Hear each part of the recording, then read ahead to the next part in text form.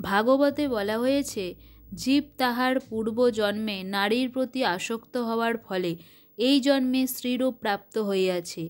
ভগবান জীবের ক্ষুদ্র স্বাধীনতা দিয়েছেন, যার ফলে জীব ইচ্ছে করলে কোটি কোটি বছর জড়জগতে থাকতে পারে, আবার ইচ্ছে করলে ভগবানের কাছে চলে যেতে পারে। সাধারণত জীবনের সূচনা হয় এককোষী জলজ প্রাণীরূপী। পরবর্তীতে এককোষী প্রাণীর মৃত্যুর পর সেই আত্মা পরবর্তী জন্মে আগের চেয়ে কিছুটা উন্নত প্রাণীর গর্ভে জন্ম হয়। এভাবে আত্মা এক কোষ থেকে ধীরে ধীরে কোটি কোটি বছর ধরিয়া বিবর্তনের মাধ্যমে বহুকোষী জটিল প্রাণীর গর্ভে জন্ম লাভ করে। সবশেষে জন্ম হইল মানুষ। সেজন্য মানব জন্মকে বলা হয় দুর্লভ জন্ম। গাভী এবং বানর, সিংহ এই তিনটি প্রাণীর পরবর্তী জন্ম মানুষ। শুধুমাত্র মানব জন্মের কর্মের বিচার হয়, অন্য কোনো জন্মের কোনো বিচার হয় না।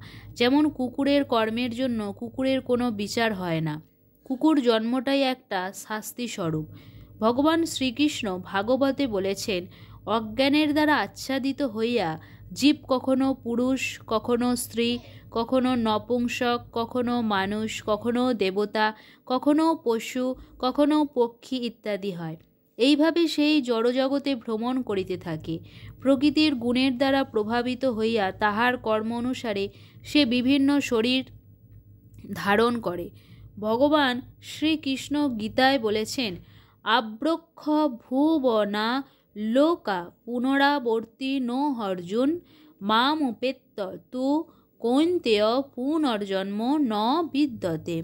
এর অনুবাদ হলো, হে অর্জুন, এই ভুবন থেকে ব্রহ্মলোক পর্যন্ত সমস্ত লোকই পুনরাবর্তনশীল, অর্থাৎ পুনর্জন্ম হয়। কিন্তু হে কৌন্তেয়, আমাকে প্রাপ্ত হলে আর পুনর্জন্ম হয় না। হরে কৃষ্ণ, জয় রাধেশ্যাম।